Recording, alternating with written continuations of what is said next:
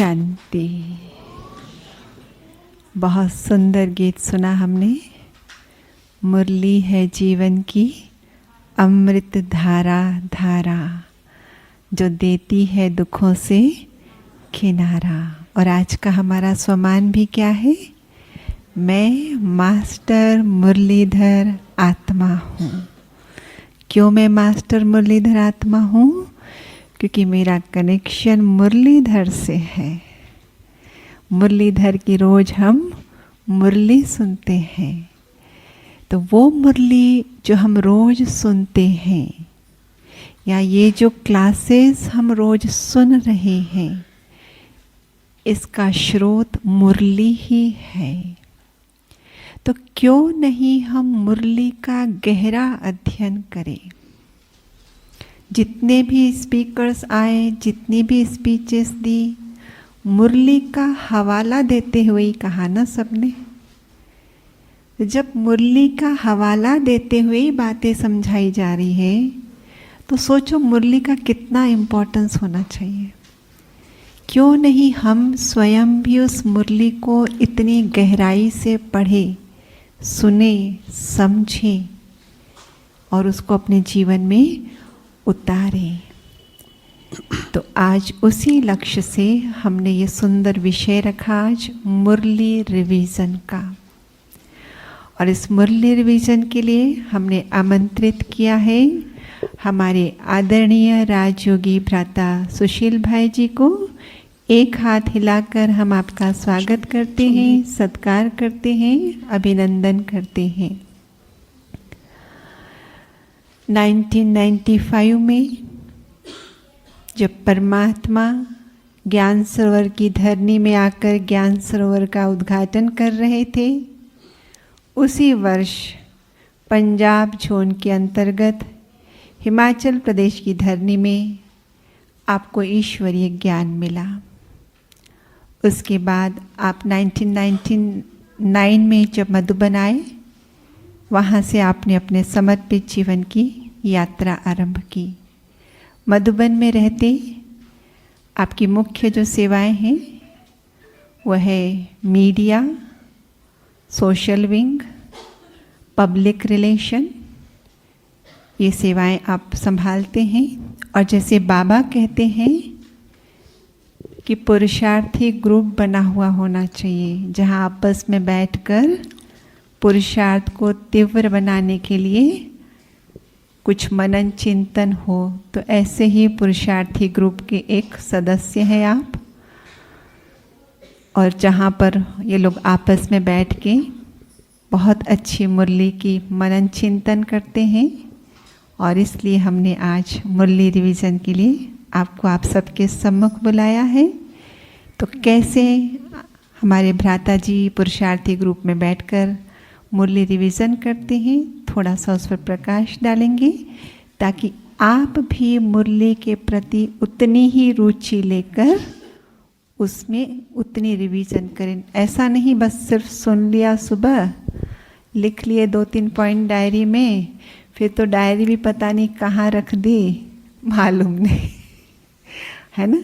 लेकिन सारा दिन मुरली के पॉइंट अंदर में चिंतन, यही तो परफेक्ट स्पीच के अंदर आएगा, और क्या आएगा, है ना। तो सुनते हैं भ्राता जी से मुरली रिवीजन कैसे करें। आदरणीय भ्राता जी। ओम शांति। सबने गीत सुना। मुरली हमारे जीवन की अमृत धारा है। जीवन में अगर हम खूब सेवाएं करते रहें, खूब योग लगाएं, धारणाएं भी ठीक हों, लेकिन अगर मुरली पर अटेंशन नहीं हो तो वो सब फीका रहता है। और अधिकतर होता भी ऐसे ही है। सेवाओं की भागदौड़ हम खूब करते हैं। सेवाओं में सफलता प्राप्त करने के लिए भी अनेक प्रकार के तरीके अपनाते हैं, सफलता भी अर्जित कर लेते हैं। संख्या में भी वृद्धि हो जाती है, सेंटर भी हरे भरे हो जाते हैं, योग भी खूब लगाते हैं, धारणों पर भी अटेंशन रहता है। लेकिन इन सब में जो ताकत आनी चाहिए उसका मुख्य आधार क्या चीज़ है? मुरली है। तो हमारा मुरली से कैसे प्रेम बढ़े? क्योंकि मुरली के जो रत्न हैं बहुत एक कहेंगे कि अमृत तुल्य हैं, और हमारी बुद्धि में बहुत अनेक जन्मों से बहुत प्रकार के विष भरे हुए हैं। उस अमृत को ग्रहण करने के लिए बहुत धैर्यता चाहिए, गंभीरता चाहिए, समझदारी चाहिए, पेशेंस चाहिए। ऐसा नहीं हम समझ सकते या ऐसा नहीं मान सकते कि जल्दी मुरली हमको सारा ग्रहण हो जाती है। बड़े लंबे समय के बाद धीरे धीरे मुरली याद रहने लगेगी, पहले तो रहती नहीं है। लंबे समय तक मुरलियाँ सुनते रहते हैं। अगर थोड़ी बहुत याद रह भी जाए लेकिन वो समाती नहीं है। उसका जो हमको गहराई से कुछ अनुभूति होनी चाहिए, एक अंदर में आत्मिक संतोष होना चाहिए, वो कहीं ना कहीं खालीपन रहता है। तो मुरली की गहराई में कैसे जाएं, उसके लिए क्या करना है, उस पर हम चिंतन करेंगे। आज की मुरली में बाबा ने कहा है कि मधुबन में किस लिए आते हैं? हैं जी? सन्मुख मिलने, पढ़ने के लिए, और हैं जी रिफ्रेश होने के लिए। हाँ, सब बातें ठीक है। तो मधुबन में आते हैं हम रिफ्रेश होने के लिए। तो ये जो भट्ठी का समय चल रहा है बहुत बहुत कीमती है। ये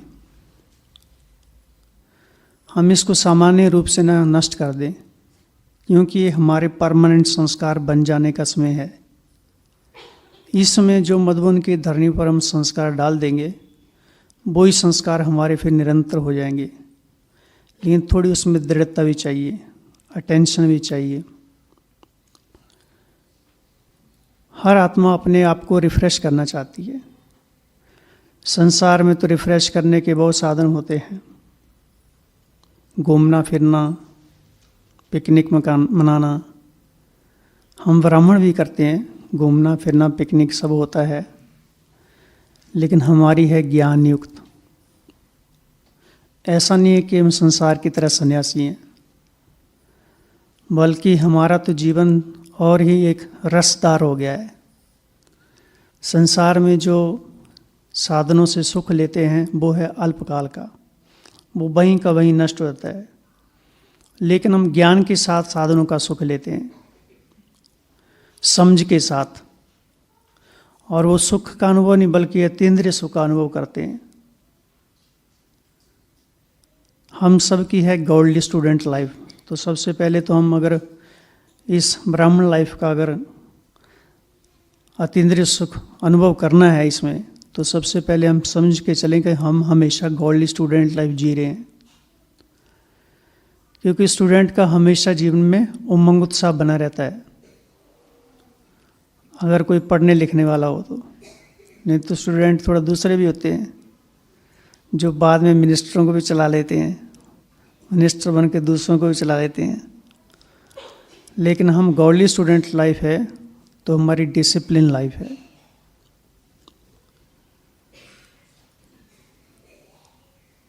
लेकिन पढ़ाई में आते आते फिर माया भी बाबा कहते बहुत अपोजिशन करती है, और माया कहीं बाहर से नहीं आती है, माया हमारे भीतर ही है। हमारा मुकाबला किसी दूसरे से नहीं होता है, हमारा मुकाबला स्वयं से ही है। अर्थात जो हम कल थे और आज हैं, तो जो कल का व्यक्तित्व था और आज का जो व्यक्तित्व है, दोनों का मुकाबला चलता है। जो हम महावाक्यों को अमल करते हैं, थोड़ा परिवर्तन होता है, तो कल से हम अपने आप को थोड़ा बेहतर महसूस करते हैं। अगर उन पर अमल नहीं करते हैं तो जैसे हम कल वाले व्यक्तित्व से हार जाते हैं, खुद से ही हार जाते हैं। दुश्मन हमारे बाहर नहीं है, दुश्मन हमारा कोई दूसरा नहीं है, हमारे भीतर ही कमज़ोर संकल्पों की जो रचना है या स्वयं के प्रति जो हीन भावनाएं हैं। कौन सी हीन भावनाएं रहती है कि मुझे मुरली याद नहीं होती है, यही सबसे पहले हम संकल्प डाल देते हैं मुरली मन अपने मन के अंदर कि मुझे मुरली याद नहीं रहती है। तो फिर अंदर मन भी, सबकॉन्शियस माइंड भी वैसे काम करना आरंभ कर देता है।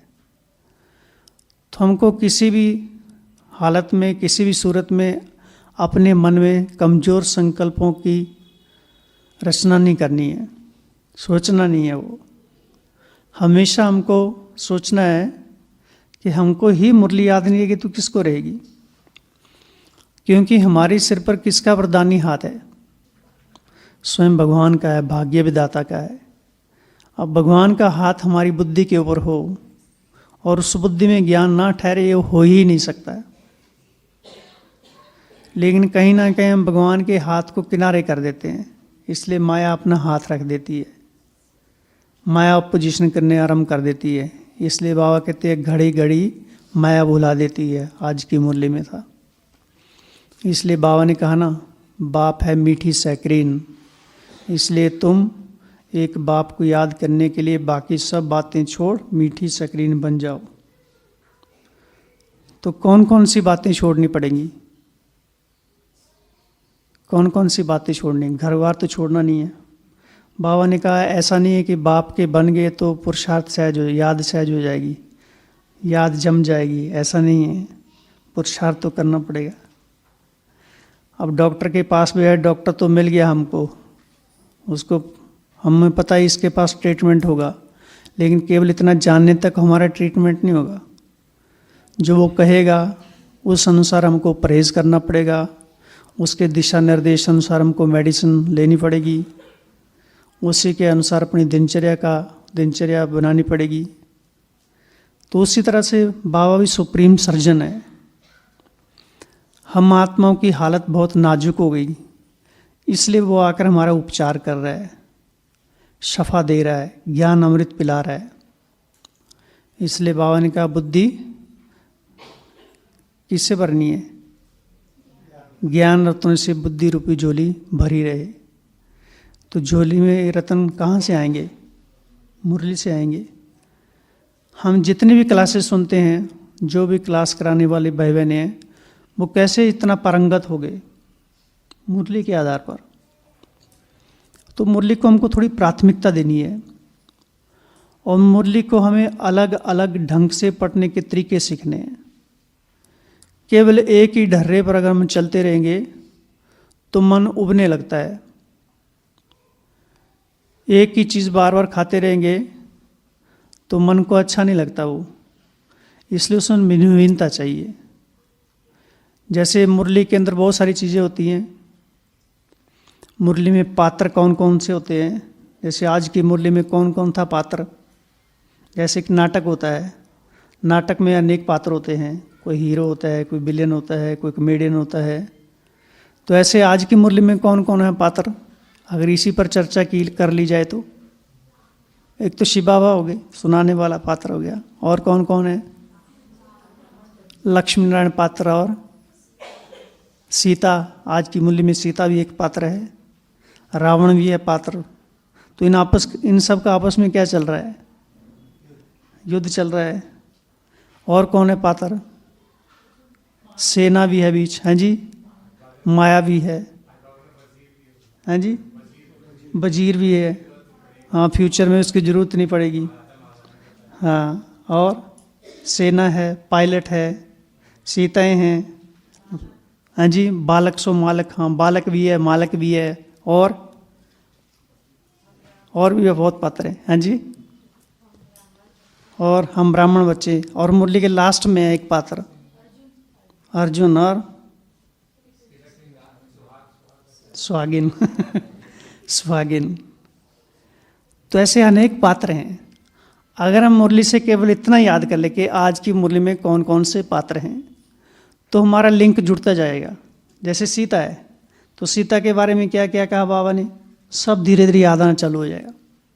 कंट्रास्ट क्या है, वो सीता क्यों चली गई रावण की वाटिका में, शोक वाटिका में, हम कौन सी सीताएं हैं, हम कौन से शोक वाटिका में हैं, कैसे हमको राम भगवान छुड़ाने के लिए आया हुआ है, हम सीताओं के अंदर क्या क्या कहाँ हमने कौन सी मर्यादाओं का उल्लंघन कर दिया जो हम शोक वाटिका में पहुँच गए, कौन कौन से विकार हमारे में समा गए। तो ऐसे पात्र के माध्यम से भी मुरली को याद रखना बहुत सहज हो जा सकता है। और दूसरी बात, मुरली में कोई इंग्लिश वर्ड आते हैं, खाली इंग्लिश वर्ड ही याद कर लीजिए तो भी याद रहता है। इस भारत में गॉड गॉडेज का राज्य था, आज की मुरली में था। सैक्रीन, ये इंग्लिश शब्द है। रिगार्ड, रिस्पेक्ट, रिगार्ड वरदान में था। और डिग्री एक थी, इम्प्योरिटी की डिग्री, प्योरिटी की डिग्री दिन प्रतिदिन कम होती जा रही है, तो ये प्योरिटी और डिग्री दोनों इंग्लिश शब्द हैं ये। हैं जी, अपोजिशन, माया अपोजिशन करती है। तो ऐसे अनेक अगर इंग्लिश शब्द अलग अलग कर दो तो भी मुरली याद रहेगी। हैं जी, एक्टर, हाँ तुम एक्टर्स हो, हीरो पार्टदारी हो। लिबरेटर भी था, दुख करता सुख करता के साथ लिबरेटर, एक बाप ही लिबरेटर है जो तुमको सब दुखों से लिबरेट कर सकता है, संसार में कोई ऐसा है नहीं। और इंग्लिश का शब्द देखो, मुरली तो ऐसे याद होगी। पायलट, हाँ pilot English, voiceless world, incorporeal world, corporeal world, ये सब इंग्लिश। तो कितने इंग्लिश वाले शब्द याद आ गए। अब जब ये इतने याद रहेंगे तो खुशी का पारा अपने आप चढ़ जाएगा, चढ़ाने की जरूरत नहीं है। तो खाली इतने इंग्लिश के शब्द, वो भी अल्फ़ाबेटिकली याद कर लो अलग से, तो मुरली धीरे धीरे याद होना शुरू हो जाएगी और हमारे चिंतन की धारा धीरे धीरे बढ़ती जाएगी। चिंतन वास्तव में बहुत सहज है। जैसे बाबा ने बोला ना, है तो बहुत सहज है, बाप को याद करना सहज है, लेकिन माया अपोजिशन क्यों करती है? क्योंकि बच्चे घड़ी घड़ी भूल जाते हैं। तो मुरली को एक तो पात्र के माध्यम से याद कर सकते हैं, इंग्लिश वर्ल्ड के माध्यम से याद कर सकते हैं, और किसके माध्यम से? ऐसे भी सभी अपनी बुद्धि चलाओ। हाँ जी, शिक्षाओं के माध्यम से, हाँ, डू एंड डोंट्स, क्या करना है और क्या नहीं करना है। जैसे आज की मुरली में तुम्हें पुरुषार्थ तो करना है, बाप के बन गए ऐसा नहीं, बाप के बन गए तो कुछ हो जाएगा, पुरुषार्थ तो करना है। तो ये है डू, पुरुषार्थ करना है, घर गृहस्थ में रहना है, घर वाले को छोड़ना नहीं है। और डोंट्स अर्थात और सब बातें छोड़नी है, जो मुरली के स्टार्टिंग में था, मीठे बच्चे, एक बाप को याद करना है।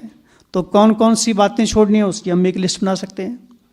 सारे दिन में हम अपने टाइम टेबल, अपना टाइम मैनेजमेंट को देखें कि कहाँ कहाँ हमारा पहले टाइम वेस्ट जा रहा है, एक उसकी लिस्ट हो सकती है। अमृत वेले से लेकर रात्रि तक जो भी हमारे 12-15 घंटे होते हैं, उसमें हमारा टाइम भी वेस्ट कहाँ जा रहा है, एक उसकी लिस्ट बनाई जा सकती है।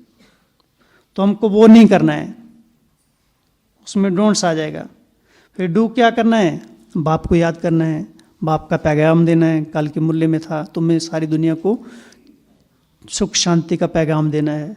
चैन बेचैन, सारी दुनिया बेचैन हुई पड़ी है। तो ऐसे डू एंड डोंट्स ये भी कर सकते हैं। तुमको पवित्र रहना है, ज्ञान अमृत पीते रहना है, बुद्धि रूपी झोली ज्ञान रत्न से भरनी है, कोई प्रश्न नहीं उठाना है। तो ऐसे डू एंड डोंट्स ये भी एक तरीका हो सकता है, क्या करना है और क्या नहीं करना है। मुरली को याद करने का बहुत आसान तरीका है। और कंपैरिजन, बिल्कुल मुरली में कंपैरिजन, जैसे श्री कृष्ण के बारे में बाबा क्या कहते हैं, शिव भगवान वाच क्या है, दूसरा सतयुग के बारे में, कलयुग के बारे में, ऐसे अनेक प्रकार के कंट्रास्ट वाली बातें होती हैं। हमारी मनुष्य मत क्या है, ईश्वरीय मत क्या है। तो ऐसे कंट्रास्ट के माध्यम से मुरली को याद किया जा सकता है। और टॉपिक, छोटे छोटे टॉपिक निकालें, है ना, जैसे माया का अपोजिशन, इस पर हम खुद ही अपनी एक क्लास निकाली जा सकती है। क्योंकि अपनी बुद्धि को चलाना है। अभी समय वो पहले वाला इतना नहीं रहा कि अभी बहुत लंबा समय पड़ा है, और ऐसा समय भी नहीं है कि हमको कोई पूछेगा अभी आगे, वो पहले वाले समय निकल गए। अभी हम ये अपेक्षा नहीं रखें कि हमारे ऊपर कोई कृपा करेगा आपको, अभी अपने ऊपर खुद ही कृपा करनी है। भगवान ने सारा ज्ञान स्पष्ट रूप से दे दिया हुआ है और पूरे संसार में घूम रहा है, व्हाट्सएप के माध्यम से, सोशल मीडिया के माध्यम से, यूट्यूब के माध्यम से ज्ञान की बाढ़ आई पड़ी है। लेकिन हमें अपना ज्ञान, उसको ज्ञान को अपना बनाना है। तो खुद चिंतन करना उसके ऊपर, क्योंकि उड़ान हमको खुद भरनी है। अंत में हमें अपनी उड़ान के लिए कोई दूसरे का सहारा ले, ये होगा नहीं। खुद ही उड़ान भरनी पड़ेगी, खुद ही समर्थ बनना पड़ेगा, खुद ही उमंग उत्साह के पंख हमेशा लगे रहने चाहिए। तो एक ये विषय हो गया, टॉपिक के माध्यम से हम छोटे छोटे टॉपिक कर लें। माया घड़ी घड़ी क्यों बुला देती है? माया का ओपोजिशन है जी, संशय में आ जाते हैं। संशय आने के कारण क्या है? क्योंकि पढ़ाई रेगुलर नहीं है, क्योंकि कौन से में कौन सा महावाक्य हमारे सन्मुख आएगा जिससे हमारी प्रगति हो जाएगी, हम हो सकता है उसको नहीं आने से मिस कर दें। इसलिए बाबा ने कहा मुरली कभी मिस नहीं करनी है। 17/2/2011 की मुरली है। जो बच्चे मुरली मिस करते हैं वो बाप के दिल तक से वंचित रह जाते हैं। एक साकार मुरली है कुछ महीने पहले की। मुरली का तो इतना महत्व होना चाहिए, अगर आपको 6 माइल भी पैदल चल के आना पड़े तो मुरली जरूर आके सुनो। और इसके सामने, इसके लिए हमारे सामने जगदीश भाई उदाहरण थे। सबने जगदीश भाई की जीवनी पढ़ी होगी।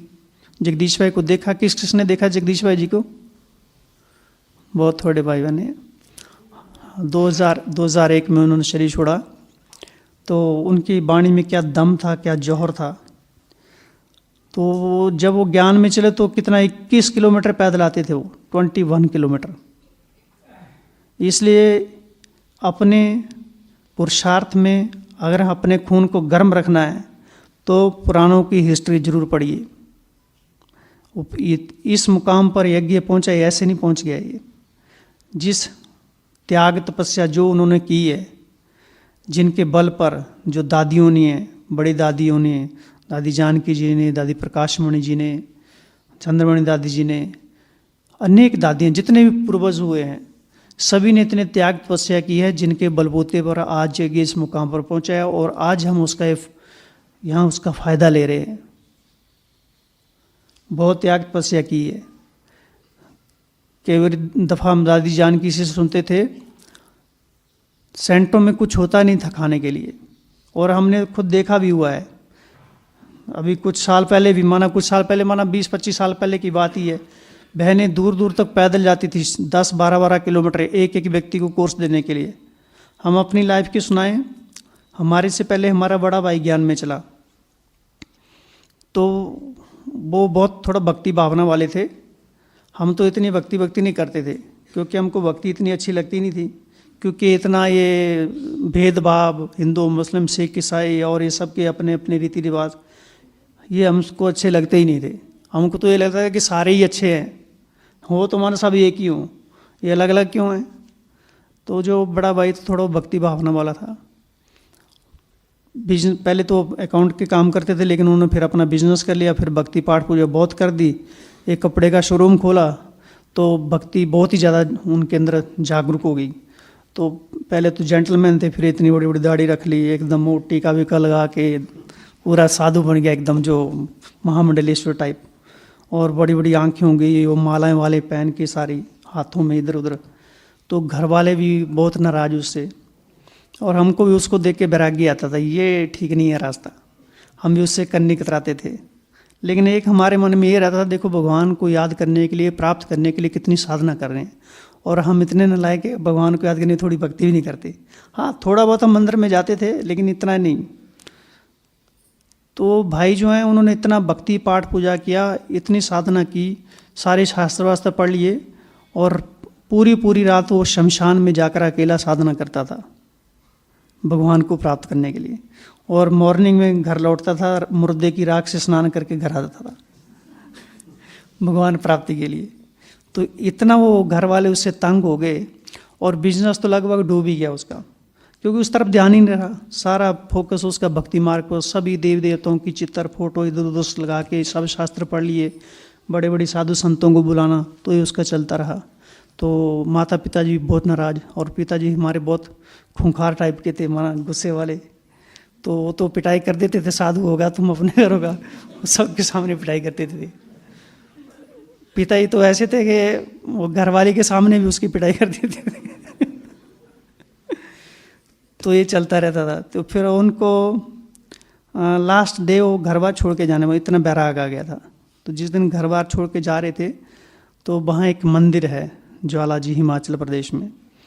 तो वहाँ एक मंदिर है, मंदिर में घरवाली ने बोला चलो अभी आप जा ही रहे हैं तो भले जाओ, लेकिन मंदिर में थोड़ा परिक्रमा करके जाओ। तो वहाँ परिक्रमा क्या करनी थी, वहाँ बाबा की बहनें बैठी थी, प्रदर्शनी लगी हुई थी।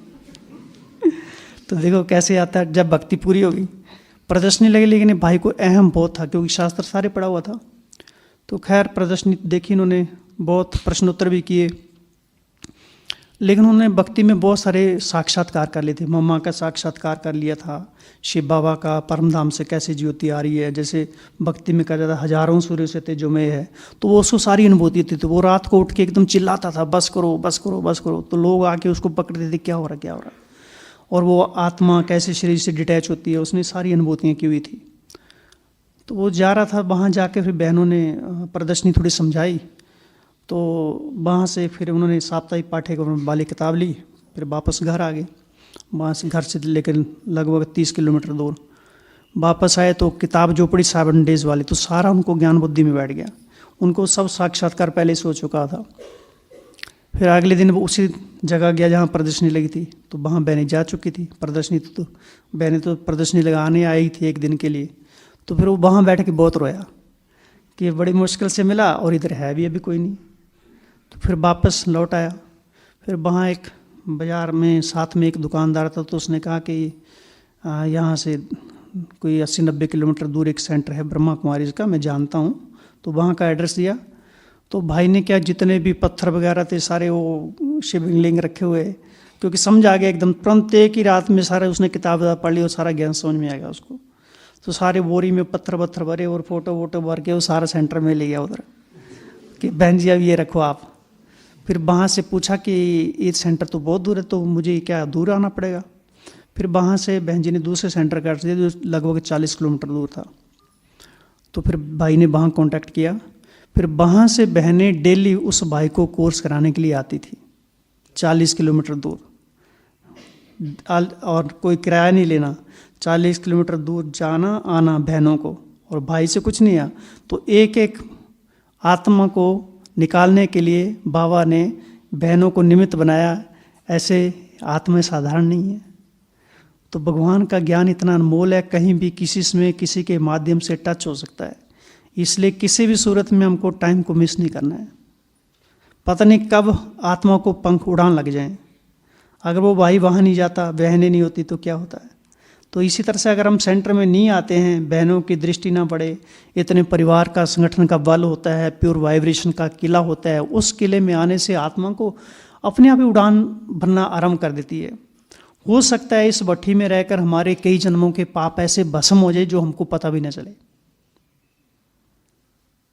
इसलिए हमको किसी भी सूरत में भगवान के महावाक्यों को नज़रअंदाज नहीं करना है। हाँ, ऐसा है कि बैठेंगे धीरे धीरे, इसके लिए बहुत धैर्यता चाहिए, बहुत पेशेंस चाहिए। इसलिए भगवान धैर्य का सागर है। दादी जानकी जी सुनाते हैं लंदन की बात कि पड़ोसी को एक बार कोर्स कराया होगा, ज्ञान सुनने आता नहीं था, लेकिन उसको कभी भी भोग देना बंद नहीं किया। आखिर वो 26 साल के बाद नियमित स्टूडेंट बना। वो 26 साल के बाद, तो कितना पेशेंस रखा, कितना धैर्य था। बड़े दादी जी को देखते थे हम, दादी प्रकाश मणि जी को मुरली सुनाते समय। अब ये तो इस तरह के सोफे हैं, पहले यहाँ इस तरह के सोफे नहीं थे, ना इस तरह की संदलियाँ थी। ये बिना टेके की संदली थी और यहाँ बड़ी संदली होती थी। तो और ओम शांति वन में बड़ी संदली, ये सोफे कुर्सियाँ वगैरह तो सब बाद में आए। तो बड़ी संदली के ऊपर दादी एकदम टांग के ऊपर टांग बैठ के मुरली पढ़ते थे बड़े दादी, और हम सब वहाँ नीचे बैठते थे। अभी तो सोफे थोड़ा आगे हैं, वहाँ पहले नीचे पट में बहुत जगह होती थी। और दादी हमको खुद कहती थी टांग पर टांग रख के बैठो। माना स्टूडेंट लाइफ क्या होती है उसके प्रति हमेशा जागरूक रहते थे वो। तो वो टाइम बीत गया। अभी अपने आप को शक्तिशाली बनाना है। इसलिए बड़ों के इतिहास की जानकारी होना बड़ी जरूरी है। पूर्वजों की तस्वीर ऐसे थोड़ी नहीं है। एक देखो, सामने जगदीश भाई जी हैं, कुंज दादी जी हैं, भोली दादी जी हैं, शांतामणि दादी, जानकी दादी, चंद्रमणि दादी, ये सब एक एक अनन्य रतन, मनोहर दादी, यहाँ पूरी की पूरी दादियाँ बैठती थी और जगदीश भाई आते थे बीच में। तो सबका आपस में रूहान चलती थी। पूरे यज्ञ की इतिहास सुनाते थे तो सबकी आंखों में आंसू आ जाते थे कि हमने तो कुछ किया ही नहीं सचमुच। जहाँ हम बैठे हैं किसकी बदौलत हैं ये? त्याग तपस्या तो उनका था, हमारा तो कुछ किया ही नहीं सचमुच। अभी जब ये आत्मा ज्ञान में आई, उनको तो इतना ज्ञान भी क्लियर नहीं था। बाबा जैसे कहते हैं अंगुष्ठ मिथल है, ना कोई लिटरेचर था, ना कोई चित्र प्रदर्शनियाँ थी, ना, और संसार में विरोध कितना उनका।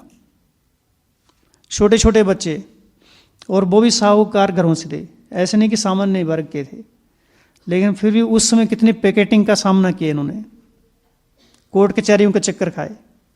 तो आज उनके बलबूते पर, उनकी त्याग, उनकी तपस्या से हमको कुछ सबक लेना चाहिए। इसलिए हमारा जीवन ऐसे नहीं कि बैठा बैठा हमारा साधना वाला जीवन है, बैठा बैठा योगी जीवन है, नेचुरल निरंतर योगी जीवन है। जैसे श्वास निरंतर है, ऐसे हमारा जीवन में निरंतर योगी जीवन है। तो मुरली के प्रति पूरी जागरूकता चाहिए, सजगता चाहिए, सावचेत चाहिए। मुरली योग से कम नहीं है। जब तक मुरली के पॉइंट हमारी बुद्धि में नहीं तो योग में मन स्थिर होगा भी नहीं, क्योंकि पेट्रोल तो हमने डाला ही नहीं है।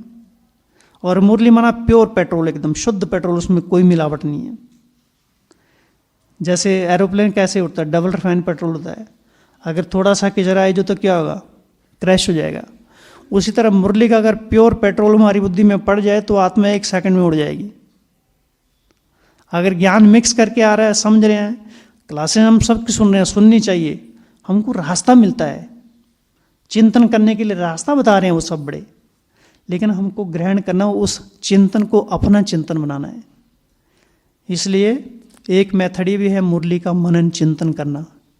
सबसे पहले मुरली को पढ़ना, एक दृष्टि घुमानी, फिर दूसरा है रुक रुक के पढ़ना है, फिर तीसरा कुछ अंडरलाइन करने हैं, फिर चौथा कुछ पॉइंट सेलेक्ट करने हैं, फिर पांचवा उसको अलग से लिख लेना है, फिर छठी बात है उसको बार बार रिकॉल करना है, बार बार जब भी मौका मिले। अगर हम दूसरी बातों को सोचते रहते हैं तो इन बातों को क्यों नहीं, मुरली की बातों को क्यों नहीं सोच सकते हैं? जबकि हमको पता कल्याण हमारा इन्हीं बातों से होने वाला है, फिर भी हम अपने आप को ठग लेते हैं। आज की मुरली में था ना, या कल के, ठगना नहीं अपने आप को। कल की मुरली में था अपने आप को ठगना नहीं है। आज का था, कल का था। तो कहीं ना कहीं हम अपने आप को ठगते रहते हैं। इसलिए बताया ना, हमारे भीतर ही अपने शत्रु बैठे हुए हैं, दूसरा कोई शत्रु नहीं है हमारा। जो हम सोचें कि हमारे पुरुषार्थ में बाधक है, ये हमको घर वाले आगे नहीं चलने देते हैं, वो तो हमारे हिसाब किताब है ही है, लेकिन ज्ञान तो हमारी अंडरस्टैंडिंग है जो हमारे आंतरिक परिवर्तन करती है। उस ज्ञान को समझने के लिए थोड़ा पेशेंस चाहिए, थोड़ा धैर्यता चाहिए, उस पर थोड़ा फोकस देना पड़ेगा। इसलिए टाइम बहुत कीमती है। जो भी हमको गृहस्थ में हम रहते हैं या कर्म क्षेत्र पर जाते हैं, जब भी मौका मिले कुछ ना कुछ अपने मन बुद्धि को बिजी रखने की एक टाइम टेबल सेट करना है। इसलिए बाबा कहते हैं बार बार मन बुद्धि का टाइम टेबल खुद अपने आप बनाओ, क्योंकि सबका कर्म क्षेत्र अपना अपना है, सबकी व्यवस्थाएं अपनी हैं, सबका पार्टपन अपना है, सबके हिसाब किताब अपने अपने हैं, सबके संबंध संपर्क अपने अपने हैं। इसलिए सबको एक जैसा टाइम टेबल नहीं चल सकता। हाँ, सवेरे शाम ठीक है, जो हमको टाइम है हम मुरली सुनने आ सकते हैं, लेकिन जो मुख्य पुरुषार्थ का जो टाइम होता है वो हमारा होता है कर्म क्षेत्र पर। परीक्षा तो हमारी वहाँ होती है, कर्म क्षेत्र से बाहर आ गए, सेंटर में आ गए, वहाँ तो फिर भी ठीक है, लेकिन कर्म क्षेत्र पर अगर हम ऊपर नीचे हो तो फिर सवेरे और शाम का जो हमारा मेडिटेशन है वो भी हमको इतना फलदायी नहीं होगा वो। इसलिए मुरली के ऊपर विशेष अटेंशन चाहिए। तो बाप समान मीठी सैकरीन बनने के लिए और सब बातें छोड़ देनी है। वो सब बातें जो हमारे पुरुषार्थ में बाधा बन रही हैं, वो सब बातें जो हमारे संस्कारों में रुकावट डाल रही हैं, अपने संस्कारों को भी अंदर से रीड करना है, रियलाइज़ करना है कि कौन कौन से मेरे ऐसे संस्कार हैं, चाहे वो व्यर्थ देखने के हैं। जैसे उस दिन क्लास में रुपेश भाई ने बताया ना कि कोई भी क्लास में आता था, जैसे एंटर करता है तो वहाँ से लेकर सोफे तक हम उसको रिसीव करने में लगे रहते हैं आंखों से, और बाहर जाते तो उसको छोड़ने भी जाते हैं। तो हमारे संस्कार पड़ जाते हैं, एक बार संस्कार पड़ गए और फिर नेचुरल हो जाते हैं वो।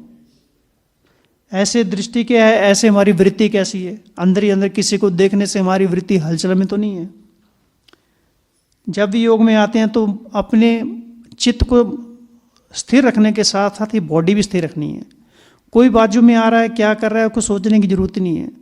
जैसे मेडिटेशन में मॉर्निंग भी आते हैं, होता है आना जाना तो लगा रहेगा सभी का, लेकिन हमको इधर उधर देखने की जरूरत नहीं है, क्योंकि हमको बहुत सूक्ष्म थोड़ा टाइम मिला है। जैसे कल सवेरे बाबा ने अमृत वेले जो अव्यक्त आवाज़ आई थी सुनी हुई, कईयों ने, कई तो कल बाद में आए, कि अमृत वेले भगवान वरदान देते हैं, और वरदान के समय भी अगर हमने अब मिस कर दिया या अपने मन बुद्धि को इधर उधर कर दिया तो वरदानों से वंचित रह जाएंगे।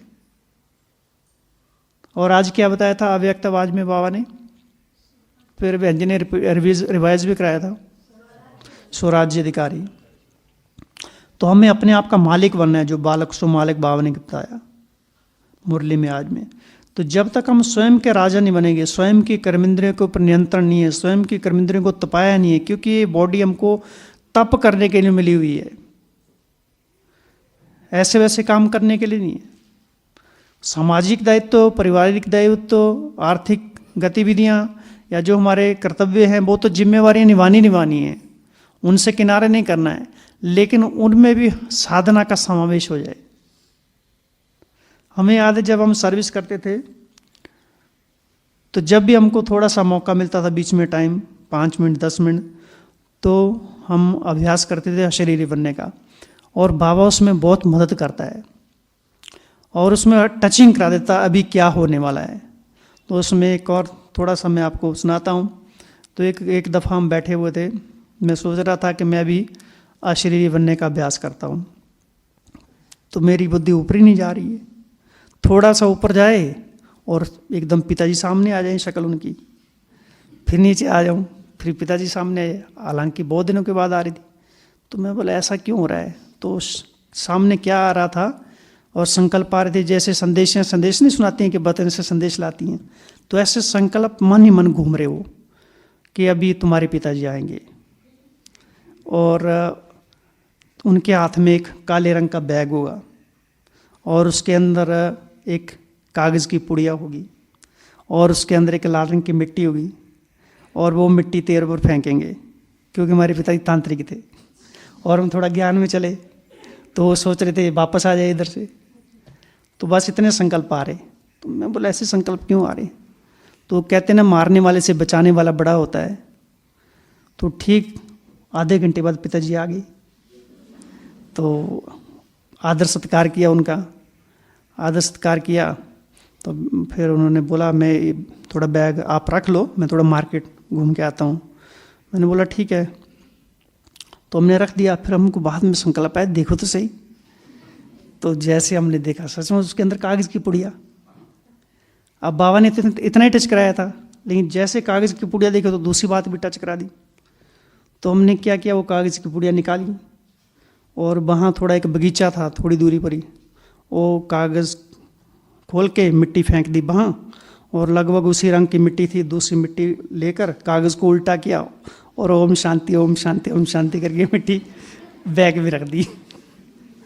तो देखो बाबा कैसे हेल्प करता है। तो मिट्टी अंदर रख दी। फिर शाम का वक्त हुआ, तो वो इसलिए करते थे क्योंकि उसमें मेरे पीछे पड़े थे कि शादी करनी है। तो पहले तो हम हाँ करते थे, लेकिन जब ज्ञान मिला तो हम तो मुकर गए एकदम। तो जैसे उन्होंने ये किया, बोला कि चलो घर में, बोला ठीक है। तो हमको तो पता था अब ये कारनामा करेंगे पीछे से। तो जैसे चौरस्ता आया या तिवाटा आया, मुझे पता था करने वाले हैं, तो हम आगे आगे चले, वो पीछे पीछे। उन्होंने मिट्टी निकाल के मेरे पे फेंक दी, तो मैं जैसे जानते हुए अनजान बन गया। फिर घर पहुँचे तो फिर मुझे समझाने लगे, अरे अभी तेरी उम्र ही क्या है, तुम शादी नहीं करेगा, तुमको बाद में कौन पूछेगा, कोई भाई पूछने वाला नहीं है। तो मैं बोला बात तो ठीक है। मैं बोला विचार तो मेरे बदल रहे हैं, शादी तो मैं करूँगा ज़रूर। तो वो सोचा मेरी मिट्टी काम कर रही है।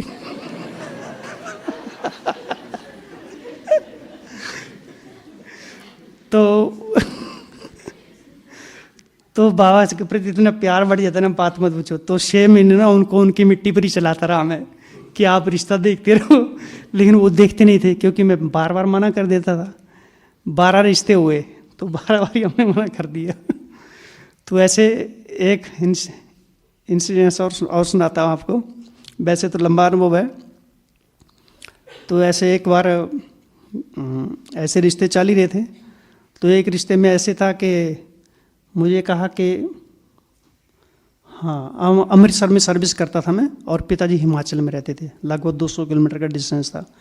तो हम सर्विस कर रहे थे, तो वहाँ पिताजी आए हमको लेने के लिए कि अभी आप संडे को घर में आना, ऐसे लड़की वाले आएंगे शादी देखने के लिए दिल्ली से। और पिताजी के सामने मना करना बहुत खतरा भयंकर जिंदगी में कभी मना किया ही नहीं हमने। तो हमने बोला हाँ ठीक है। तो पिताजी चले गए हमको कह के। तो फिर हमने पीछे से ना हिम्मत रख के एक लेटर लिख दिया कि अभी मैं नहीं आऊँगा जब तक मैं अपने पाँव पर स्टैंड नहीं होगा। हालांकि हम 5 भाई हैं, 5 भाई से पहले स्टैंड हो गया था। तो लेकिन मुझे अपने आप पर भरोसा नहीं, मैं अभी स्टैंड नहीं हूँ। तो पिताजी को जैसे घर में चिट्ठी पहुँची, और पिताजी अगले दिन फिर वापस अमृतसर, और जहाँ मैं सर्विस करता था आते ही धाड़ धाड़ धाड़ सबके सामने मेरे सारे विक्रम भस्म कर दिए उन्होंने और मुझे कोई एक भी संकल्प नहीं चला उनके प्रति, क्यों मार रहे हैं कुछ नहीं। अब नया नहीं हो तो नशा भी बहुत होता है। तो बैज लगाया बड़ा सा एकदम, और यहाँ से पकड़ी सारी कमीज भी फाड़ दी, कपड़े फाड़ दिए, बैज कहाँ गिरा पता ही नहीं, और अपन का तो नशा चढ़ा हुआ। तो फिर सारा उधर बाजार इकट्ठा हो गया कि लड़की ने क्या कर दिया आखिर, इसने तो पहले तो कुछ किया नहीं, इतने साल इसको सर्विस करते इधर हो गए, तो इसने तो कुछ किया नहीं इधर। तो खैर धीरे धीरे फिर ओनर को पता लगा, कंपनी वाले को, कि ये शादी के लिए मना कर रहा है। फिर सब तो मुझे समझाने लग गए कि ब्रह्मा कुमारी में जाता। अब उस समय तो ब्रह्मा कुमारी के खिलाफ ही होते हैं बहुत सारे लोग, एक हाँ कर दे तो। फिर सब समझाने लगे, तुम्हें कोई पूछेगा नहीं बाद में, तुम तो अभी तेरा बचपन है, तुमको तेरी अकल काम मारी गई है, तो अभी शादी कर ले, तुमको जो चाहिए मैं बिजनेस करवा दूंगा। पिताजी मना खूब प्रलोभन दे। अब वहाँ मुसीबत होगी, सब बाजार इकट्ठा हो गया। फिर पिताजी कहते तुमको अभी मेरे साथ चलना है घर, अब भी चलना, अब भी गया अभी। मैं तो फंस गया फिर, लेकिन तो निश्चय तो पूरा था कि जीत तो हमारी पक्की है, कुछ भी हो जाए। तो फिर हमने वहाँ से अपनी टीचर बहन को फ़ोन किया कि बहन जी ऐसे हमारे पिताजी लेने आए, मैं जाऊँ या नहीं जाऊँ। तो बहन जी कहते बिल्कुल नहीं जाना, तुम यहाँ एक से मुकाबला नहीं कर पा रहे, घर में सबसे कैसे मुकाबला करेगा। तो मैंने बात तो ठीक है। फिर मैं पिताजी को मना करूं, तो पिताजी कहते अगर तुम नहीं गया ना तो मैं यहाँ सबके सामने प्राण त्याग दूंगा अभी। तो मैं बोला मुसीबत हो गई। तो फिर मैंने फ़ोन किया, बहन जी कहते देख ले। मैं बहन जी जाऊँगा और 100% जीत के आऊँगा। तो बोला देख ले अपनी मर्जी से जा। फिर मैं बोला ठीक है। पिताजी रातों रात ले गए अपने को। 14 अप्रैल 96 का दिन था, तो बैसाखी वाला दिन। तो हमारे पिताजी कभी ये नहीं कि इतनी दूर से आए हैं थोड़ा रेस्ट वेस्ट कर लो, कुछ नहीं, नथिंग, कभी नहीं। दिनों रातों हमेशा हमको काम में, खेतों में मजदूरी या कुछ भी है, खूब पक्का किया था कि कोई भी ज़िंदगी में आगे ठोकर ना खाए, किसी प्रकार से मना आर्थिक स्थिति से कोई तंग ना रहे, अपने पैरों पर खड़े हो सके सभी। तो इतना पक्का किया हुआ था। तो जाते हम रातों रात हमको ले गए, सवेरे घर पहुँचे, थके आ रहे, खेतों में लग गए हम। दिन भर गेहूं का काम किया। फिर रात को सभी लोग इकट्ठे हो गए। तो बड़ा भाई डॉक्टर मेडिकल स्टोर्स का, फिर दूसरे भाई भाभियाँ माता जी सब इकट्ठे हो गए जी। सब बैठ गए, बोले क्या करना, तुमको शादी करनी कि नहीं करनी। बोले शादी तो मैं करूँगा ना, मैं ब्रह्मा कुमारी के चक्कर में जाने वाला नहीं हूँ मरता क्या ना करता अभी नहीं तो मेरे तो बढ़ता बना देते रात को ही वो कम से कम रात तो निकले, सवेरे देखेंगे तो खैर ये रात को तो नींद बिल्कुल ले, 1 सेकंड भी नींद कहाँ आए। उस समय तो ऐसे था कि भगवान हमारे से योग लगा रहा है, हम भगवान से, क्योंकि योग का तो पता ही नहीं होता शुरू में। इसलिए बाबा कहते ना बचपन के दिन भुलाना देना, आज जैसे कल रुलाना देना। तो पूरा दिन जैसे बाबा ने हमारी बुद्धि को पकड़ के रखा, बस तारे गिनती करते रहे और बाबा ही दिखाई दिए रात भर। सुबह हुई, सब लोग खुश। मैं बोला खुशी तो मैं आप सबकी खराब कर दूंगा आज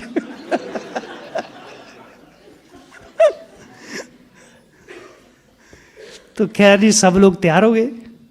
अब वहाँ से 12-15 किलोमीटर का लड़की वालों का घर था। तो सब लोग बस में बैठ गए। तो हमने देखो पिताजी को कहा, मैंने बोला आप तो शादी का पक्का ही कर देना, लेकिन मेरी एक शर्त रहेगी। बोला कोई शर्त नहीं। मैं बोला नहीं, मैंने ज़िंदगी में आपकी सारी बातें मानी हैं, कभी मना नहीं किया, मैं शादी के लिए मना नहीं कर रहा हूँ, लेकिन शर्त ये रहेगी कि मैं 4 साल बाद शादी करूँगा। आप भले वहाँ स्टैम्प पेपर लिख लो। अब लड़की वाला कौन 4 साल बाद ठहरेगा। तो पिताजी कहते तुम बोलना नहीं बिल्कुल, नहीं तो मैं तेरे प्राण सबके सामने निकाल दूंगा वहाँ। तो खैर जी करते कराते तो लड़की के घर पहुँच गए, एकदम पहाड़ी रास्ते से होते हुए। माता जी साथ में, बड़े भाभी और बड़ा भाई। तो पहुँचे, अब वो हॉल में मुझे बिठा दिया उधर, लड़की वाले भी बैठ गए उधर। तो मुझे बोला वो लड़की से बात कर लो। ऐसे तो पहले 11 लड़कियों से बात कर चुके थे हम। तो ये कोई नई बात नहीं थी। तो हम गए बात करने। तो हमने बोला देखो, अब हमारा तो इंटरेस्ट नहीं था, तो हमने बोला देखो हमारी तरफ से तो कोई मना नहीं है, देखो ज़िंदगी में साथ निभाना तो जैसा मैं कहूँगा वैसे करेगी ना। बोला हाँ। मैं बोला पति परमेश्वर होता ना। बोला हाँ। अब बना तो है ही नहीं, वैसे ही। तो बोला हाँ। तो मैं बोला जैसे बोलूँगा वैसे करोगे। बोला हाँ। तो मैंने बोला आप बोलना कि मैं 4 साल बाद शादी करूँगी। बोला ये तो ना मैं बोलूँगी। तो मैं बोला ज़िंदगी कैसे निभाएगी फिर, तुम तो अभी मुकर रही है। तो खैर जी वो तो मुझे पता क्या बोलेगी बेचारी। हम वापस आए बैठक में। बोला क्या हुआ। मैं बोला ठीक है जी, लेने देना कर लो जो भी करना, लेकिन मेरी एक शर्त रहेगी कि मैं 4 साल बाद शादी करूँगा। तो हमारे पिताजी तो वहीं आग बबूला हो गए एकदम, और समझाते रहे सभी। तो फिर मुझे पकड़ के पिताजी थोड़ा मकान के पीछे ले गए। अभी समझ गए सारे किस लिए। तो वहाँ पीछे ले गए, तो थोड़ा सा उन्होंने पहले तो समझाया अच्छी तरह से, और वहाँ मैं उनको ज्ञान समझा रहा हूँ। देखो ज़िंदगी में आपकी सारी बातें मानी है, मेरा दिमाग भी चेक कर लो ठीक ठाक है अभी भी, और सचमुच भगवान आ चुका हुआ है, नहीं तो मुझे आपको तंग करने की क्या जरूरत पड़ी है। भगवान आ चुका, आप भी ज्ञान समझ लो। तो पिताजी तो पहले समझाते रहे, तो धड़ाधड़ वही सबके सामने चालू कर दिया। और फिर बाद में पिताजी की आंखों में आंसू आ गए। बोला हाथ जोड़ के मान जा प्लीज़। अपनी पगड़ी उतार के पाँव में रख दी। बोला अगर तुमको जो चाहिए मैं करके दूंगा। ज़िंदगी में पहली बार पिताजी को रोते हुए देखा, लेकिन हमारे मन में कोई असर नहीं। हमें तो ऐसी फीलिंग आ रही थी कि जैसे पूरा ब्राह्मण परिवार और बाबा की छत्रछाया ऊपर है और मैं पूरी तरह सुरक्षित है, और बाबा के वरदान जैसे कानों में गूंज रहे कि बच्चे अचल अडोल भव, निर्विघ्न भव, विघ्न विनाशक भव। मुझे कोई फर्क नहीं पड़ रहा था, जैसे मैं बॉडी में था ही नहीं उस समय। फिर थोड़ी बहुत देर बाद पिताजी हार थक के वहाँ किनारे हुए, थोड़ा बड़ा भाई आया, फिर वो भी हाथ आजमाने आ गया। बोला ठीक है बहती गंगा में आप भी हाथ धो लो। थोड़ा उन्होंने भी 2-4 लगा दिए, क्योंकि जिसका प्यार जिससे ज़्यादा होता है ना, मार भी उसी से बढ़ती है। तो फिर उन्होंने भी मारा। मम्मी आए तो मम्मी ने मारा नहीं, लेकिन रोए। बड़े भाभी हो रहे तो सब वो रो रहे, वो अपने कोई असर नहीं। और सामने वो लड़की वाले देख रहे हो क्या रहा है, ये तो करने क्या आए थे, हो क्या रहा है इधर। तो सारे भगवान के महावाक्यों का असर था, वो जादू था, मुरली का जादू था। क्योंकि मुरली थोड़ी भी समझ में हमको आ जाती है ना, तो ज़िंदगी की जितनी भी बड़ी तूफानी समस्या आ जाए वो सब पार कर सकते हैं। हमें हर समस्या का समाधान मुरली में है, हर समस्या का। आज तक हमने किसी से कोई प्रश्न पूछा ही नहीं है कि ये समस्या है तो क्या करें। बाबा ने हर समस्या का समाधान दिया हुआ है। तो वहाँ से हम निकले, फिर थोड़ा आगे गए तो लड़के वालों को तो हमने समझा दिया, भाई ऐसे ऐसा अगर अब हम हाँ कर देते तो कल को आपकी बहन को प्रॉब्लम आ जाती तो उसका जिम्मेवार कौन। तो लड़की का भाई कहता चलो ठीक है, जो हुआ ना अच्छा हुआ। मैं बोला मेरे लिए तो अच्छा ही हुआ वैसे भी। फिर आगे रास्ते में पिताजी ने फिर पकड़ लिया मुझे। बोला आज तो मैं तुझे छोड़ूंगा नहीं, आज तो मैं तेरे प्राण ही निकाल दूंगा। तो खैर फिर तो हमने रास्ता थोड़ा चेंज कर दिया। फिर रात को एक जगह सेंटर में रहे, अगली जगह फिर वापस अमृतसर में आ गए। तो ऐसे बहुत प्रकार के इंसिडेंट होते हैं, लेकिन मुख्य सार में यही कहेंगे कि जितना हम पढ़ाई से जुड़े रहते हैं, वो पढ़ाई हमारी ऑक्सीजन है, पढ़ाई हमारी सुरक्षा कवच है, ये दर्पण है, हमें दिखाता रहता है कि कौन कौन सी समस्याएं आने वाली हैं, उन समस्याओं का समाधान कैसे करना है, और निरंतर हमारे रास्ते को क्लियर कर जाती है, जितने मर्जी विघ्न आए। लेकिन अगर पढ़ाई पर हमने पूरा फोकस किया है, आज भी हम कईयों का सुनते हैं, पहले भी सुनते आए थे कि घरों में जितने मर्जी फंक्शन होते हैं, लेकिन मुरली कभी मिस नहीं करते वो। और आज के समय तो सोशल मीडिया के इतने संसाधन हैं कि मुरली तो हर एक के पास पहुंची जाती है। तो मुरली एक ऐसी चीज़ है कि हर समस्या का समाधान है वो। मुरली तो एक हमारा सुरक्षा कवच है, हमारे लिए ढाल है वो। मुरली एक ऐसी लाठी है बाबा ने कहा जो तुमको स्वर्ग में पहुंचा देगी सीधी। मुरली तो हमारे लिए चौब चीनी की खुराक की तरह भोजन है। अगर हम भोजन ही नहीं खाएंगे तो क्या होगा। तो ये मुरली के ऊपर पूरा अटेंशन देने की जरूरत है। तो अनेक प्रकार की बातें हमने देखी, कैसे मुरली को याद करना है। सबसे पहले कौन सी बताई, मुरली में क्या क्या ढूंढना है, पात्र ढूंढने हैं। कितने प्रकार के पात्र होंगे, तो आज की जैसे आप सबने बताया कितने पात्र हैं, तो कैसे मुरली याद आ जाएगी अपने आप ही। सीता के बारे में बाबा ने क्या बोला, सेना के बारे में क्या बोला, पायलट के बारे में क्या बोला है, लक्ष्मी नारायण के बारे में क्या बोला, रावण के बारे में क्या बोला, माया के बारे में क्या बोला, हनुमान के बारे में क्या बोला है। तो स्वतः सारी पात्र, अगर पात्र के हिसाब से मुरली को याद रखे तो भी आसान हो जाता है ना। और दूसरा मेथड कौन सा बताया, इंग्लिश वर्ड। मुरली में कौन कौन से इंग्लिश वर्ड है, अगर उनको हम कलेक्शन कर लें तो भी मुरली याद सहज रह देती है। और तीसरी बात, डू एंड डोंट्स, हाँ क्या करना है क्या नहीं करना, उसकी एक अलग लिस्ट बना लो। चौथी बात, कंट्रास्ट, हाँ जी, कंपैरिजन, कंट्रास्ट, कंपैरिजन, तुलना, ये हो सकता है। और पांचवी बात, टॉपिक निकालो उसमें से, मनन चिंतन करो। और अगली बात, हाँ जी, मुरली एक शुद्ध पेट्रोल की तरह है। हाँ, उसको पेट्रोल के 2-4 लीटर निकाल देना मुरली से पेट्रोल, तक बुद्धि में भर लेना, उसमें रिपीट होती रहेगी। हाँ, मुरली को रिकॉल करना बार बार, ये भी एक तरीका है। हाँ, कुछ वर्ड्स रिपीट होते हैं। फिर मुरली का एक तरीका है मुरली को याद करने का, सर्व संबंधों से। बाबा के मुरली के सर्व संबंध कौन कौन से आज के मुरली में संबंधों से आया, उससे याद कर सकते हैं। सेवा की क्या कौन कौन सी युक्तियाँ हैं, योग के लिए बाबा ने कौन सी विधि, जैसे आज योग के लिए बहुत सुंदर विजन था, कौन सा, तुम हो लाइट हाउस, कितना सुंदर है। लाइट हाउस में कितनी समर्थ ये शक्ति भरी हुई है। तो हर चीज़ में बहुत राज समाये हुए हैं। तो ये मुरली हमको पंख लगा देती है और व्यर्थ आने का मार्जिन रहता नहीं है। और धीरे धीरे जबरदस्ती करेंगे तो धीरे धीरे फिर प्यार बढ़ता जाएगा हमारा मुरली से। और जहाँ प्यार होता है वहाँ मेहनत नहीं लगती है, जहाँ स्नेह होता है वहाँ कोई मुश्किल नहीं है, बहुत असंभव काम भी संभव हो जाते हैं। तो ऐसे बहुत सारी युक्तियाँ हैं जिसके माध्यम से हम मुरली को याद कर सकते हैं। ओम शांति। ओम शांति। तो सभी ने बहुत एंजॉय किया। तब जो यहाँ पे एंजॉयमेंट की उसको कंटिन्यू करना, तो फिर मौन भारी नहीं होगा। फिर सिर्फ क्या करना है, दिशा बदलना है और कुछ नहीं करना है। बातें तो करनी है पर दिशा बदल के, है ना। तो इतना अच्छा रिवीजन कराने के लिए भ्राता जी को एक हाथ हिलाकर धन्यवाद करते हैं, शुक्रिया करते हैं, आभार मानते हैं।